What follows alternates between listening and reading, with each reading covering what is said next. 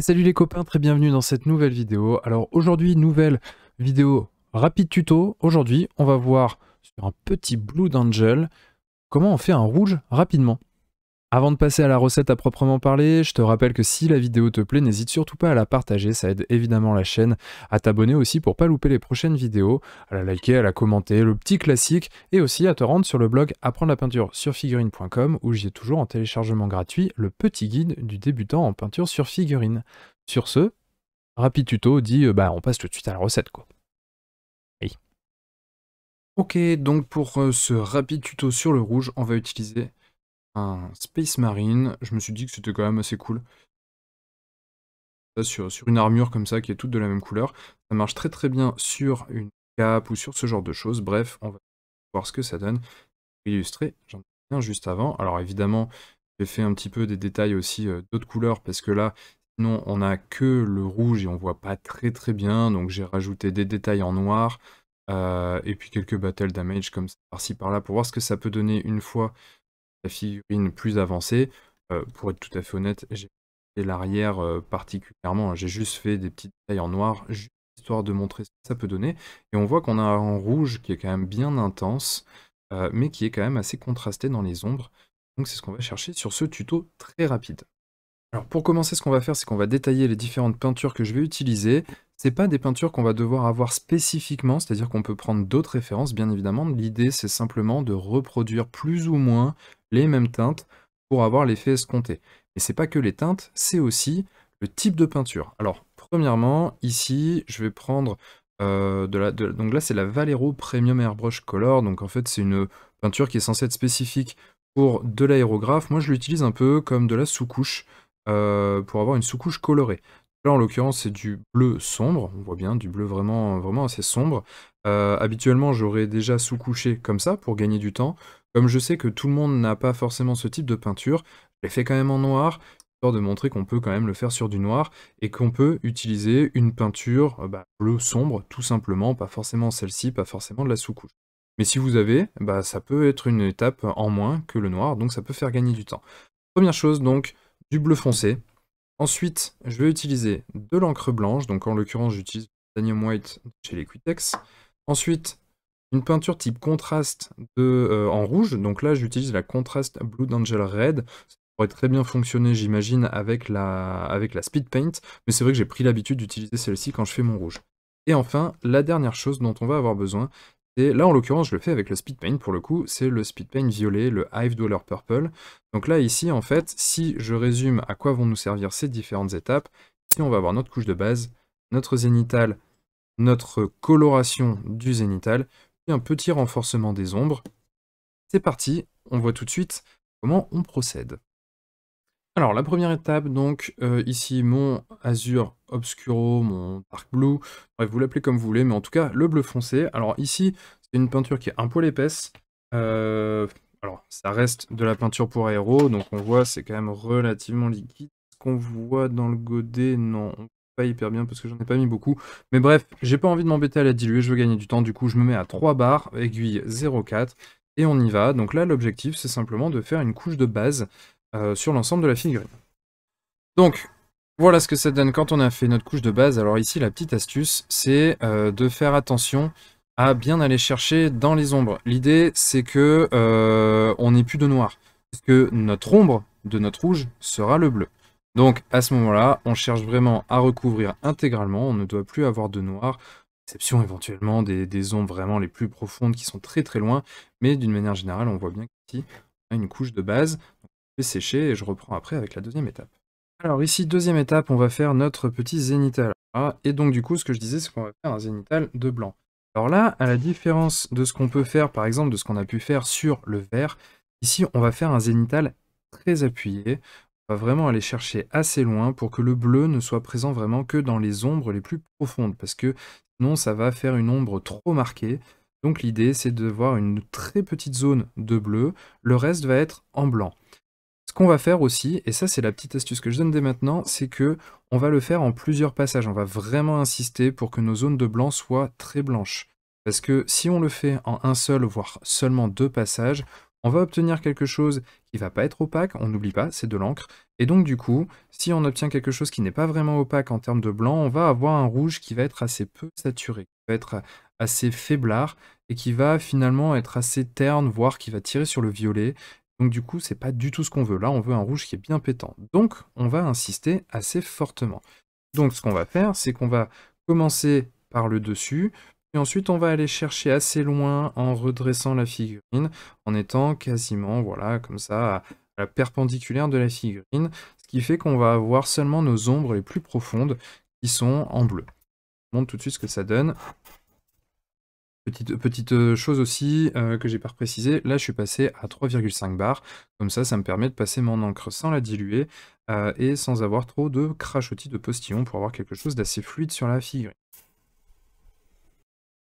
Donc là, par exemple, ici, une fois qu'on en est là, on pourrait se dire, bon bah on arrête ici, parce que on a bien du blanc, ah bah oui, là on a le bleu, là on a notre blanc, sauf que non, ici en fait on n'est pas encore opaque, on n'est pas suffisamment blanc, et on va le voir en séchant en fait, quand on va repasser une deuxième couche d'encre blanche, on va renforcer ce blanc.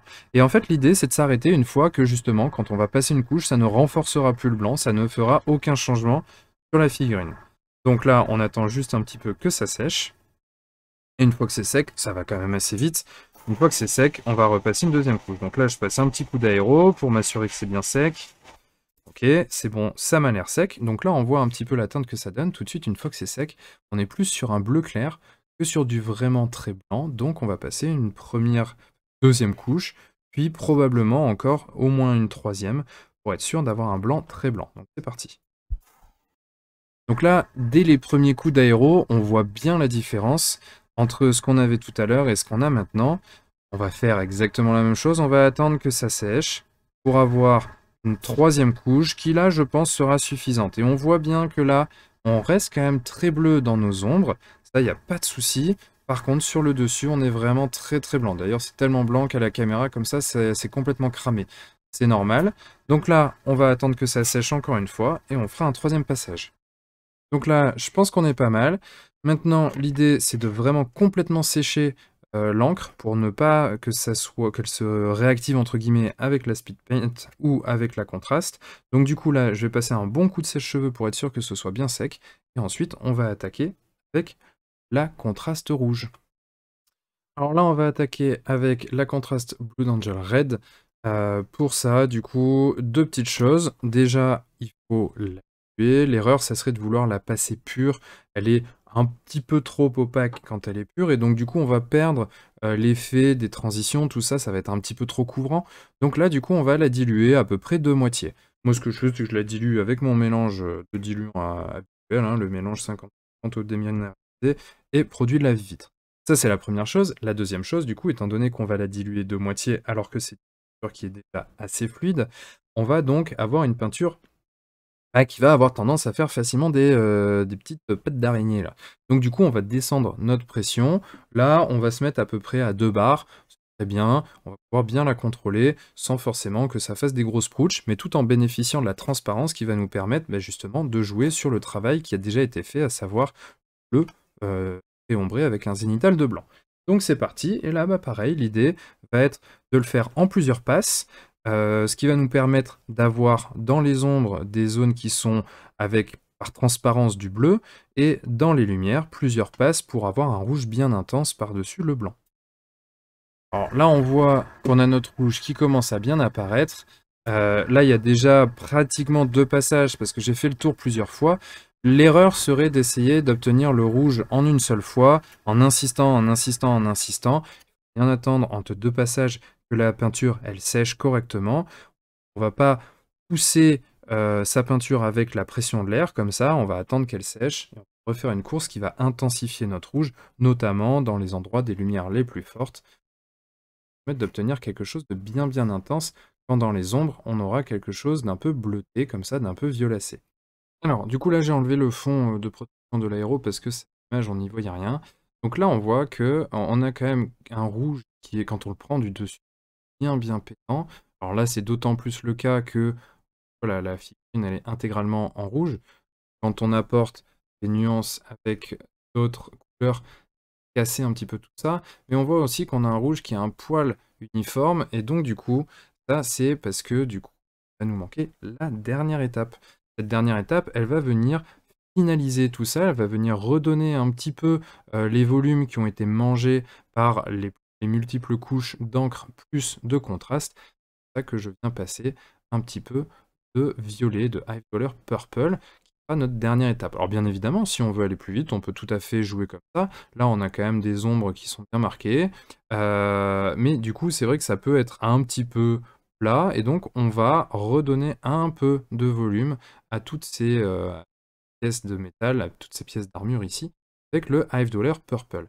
Donc là, de la même manière qu'avec notre contraste, on va le diluer de moitié et on va le passer en nadiral, donc on va le passer dessous, ça, pour redéfinir un petit peu nos ombres. Donc on va se faire ça dans l'aérographe. Là du coup, je le fais sur ma main par exemple, ici, tache de rouge. Quand on va passer le violet comme ça par-dessus, on voit bien que c'est pas complètement opaque. De faire une transition comme ça pour renforcer un petit peu nos ombres.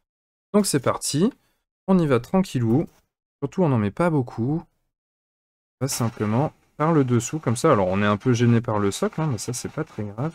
Et là en fait, l'idée c'est, ça va vraiment dépendre de ce qu'on souhaite comme rendu, en fonction de si on souhaite quelque chose d'un peu plus dark, au contraire de plus éclatant, et ben on va en mettre plus ou moins. Ça c'est vraiment à l'appréciation personnelle. Voilà ce que ça donne. Et donc du coup, une fois qu'on en est là, après, quand on peint les détails, on arrive à obtenir quelque chose. Alors là, on va aller un petit peu moins sur le rouge, donc on a quelque chose de bordeaux, quelque chose qui est plus pétant. Bon, en fait, j'ai pas pu m'empêcher de finir, en tout cas d'avancer en faisant quelques petits éléments pour qu'on puisse constater pardon, ce que ça donne. Donc là, par exemple, j'ai fait l'épée, j'ai fait le symbole au niveau du plastron, le petit symbole de Blood Angel, j'ai fait le pistolet, tout ça. Enfin bref, j'ai fait des éléments qui permettent de cadrer ce rouge et de voir à quel point on a un rouge qui est bien vif, bien pétant. Donc voilà, ça laisse entrevoir les possibilités que ça donne, que ce soit sur une armure comme ça ou sur autre chose. Bien évidemment, c'est toujours possible d'améliorer ça, mais là on voit déjà qu'on a des ombres qui sont quand même bien marquées, un rouge qui est bien vif, et c'est un petit peu voilà, ce qu'on va chercher. Alors sur une cape par exemple, ça va très très bien fonctionner, on n'a même pas besoin forcément d'aller plus loin, enfin vraiment c'est tout de suite très, très percutant. Là ici, ça nécessiterait, si on veut aller plus loin, de reprendre les arêtes ou ce genre de choses. Mais quoi qu'il en soit, ça donne une très bonne base de rouge qui va très très vite à faire, parce qu'ici, sur une figurine comme ça, avec l'aérographe, on tourne à peu près à même pas 5 minutes. Avec un pinceau, c'est un tout petit peu plus long, mais c'est largement faisable aussi. Donc ça donne une très très bonne base, encore une fois, pour une recette de rouge bien pétant, bien flashy, qui se fait très rapidement. Et voilà les copintres, c'est fini pour cette vidéo, j'espère qu'elle t'aura plu, j'espère que du coup ça te permet d'ajouter une petite recette à ton carnet perso et en tout cas une corde à ton arc pour pouvoir peindre tous tes pitous quand tu veux les peindre un petit peu rapidement, notamment pour de la peinture d'armée. Voilà, trêve de blabla, je te souhaite une très bonne soirée et d'ici à la prochaine vidéo, bien évidemment, n'oublie pas de mettre des couleurs dans ta vie. Ciao! Aujourd'hui c'est surtout du rouge, hein, c'est sûr.